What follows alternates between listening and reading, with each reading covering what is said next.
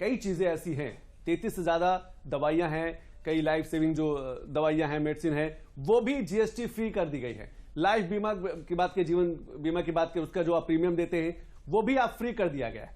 लेकिन हेल्थ, क्योंकि शिक्षा, स्वास्थ्य, ये दो बड़ी चीजें होती हैं किसी भी देश की, और आम जिंदगी को, आम इंसान को सबसे ज्यादा प्रभावित भी करती है, और इन्हीं चीजों से सबसे ज्यादा उम्मीद भी करता है, शिक्षा के क्षेत्र से और हेल्थ से। ये देखिए बड़ा आंकड़ा आ गया, हेल्थ इंश्योरेंस 18% था, 0 हो गया। यह आंकड़ा हम पहले भी दिखा चुके हैं। लेकिन देखिए थर्मामीटर 18% था, 5%। ऑक्सीजन सिलेंडर की बात करें 12% से 5% हो गया है। डायग्नोस्टिक किट की बात करें 12% से 5% के आसपास हो गया।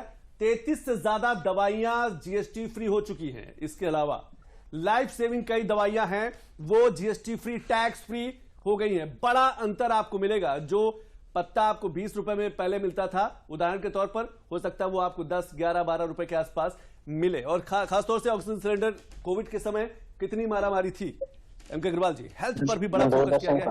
मैं श्याम सुंदर पाठक जी आपके पास आता हूं, लेकिन एमके अग्रवाल जी, इसमें अगर देखते हैं तो हम कह सकते हैं भारत की आत्मा को छूने का काम हुआ है, छूने की कोशिश की गई है। शिक्षा, स्वास्थ्य, कृषि और उभरता हुआ क्षेत्र जो हमारा टूरिज्म है, अगर हम इन सब को लेते हैं तो निश्चित तौर पर, इसमें साथ में इंफ्रास्ट्रक्चर को भी शामिल करते हैं, तो निश्चित तौर पर एक व्यापक परिवर्तन है जो समावेशी विकास का है, जो स्वदेशीकरण को बहुत तेजी से बढ़ाता हुआ नजर। आप देखेंगे स्वदेशी के कई हैं, हैंडमेड आइटम है, हैंडीक्राफ्ट है, जबरदस्त टैक्स में छूट है।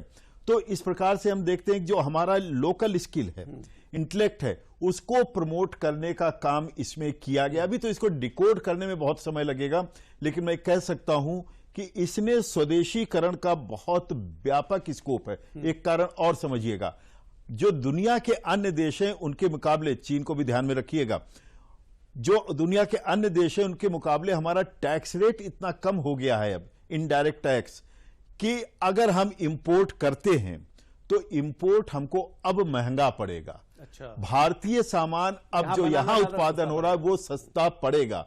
इसलिए स्वदेशीकरण को भी इनडायरेक्टली इसमें प्रमोट किया गया है। स्वदेशीकरण की बात करते हैं, वोकल फॉर लोकल की बात करते हैं, हैंडमेड चीजों की बात करते हैं, तो ग्लोबल मार्केट पर भी असर पड़ेगा। चीजें ग्लोबल मार्केट तक, हमारा एक्सपोर्ट बढ़ेगा, एक्सपोर्ट बढ़ेगा, हमारा बिल्कुल एक्सपोर्ट बढ़ेगा। जो सामान हम पहले, जैसे अभी आप ही ने दिखाया, 118 का सामान 105 में हमारा तैयार हो रहा है, तो हम 105 वाला आइटम जब बाहर भेजेंगे तो हम 12-13% डाउन रेट में जा रहे हैं। तो ये बहुत बड़ी हमारी जो है, जिसको कहते हैं रिलेटिव एडवांटेज। ट्रम्प साहब, आप सीखिए, इकोनॉमिक्स आपको भारतीय संदर्भ में सीखना पड़ेगा।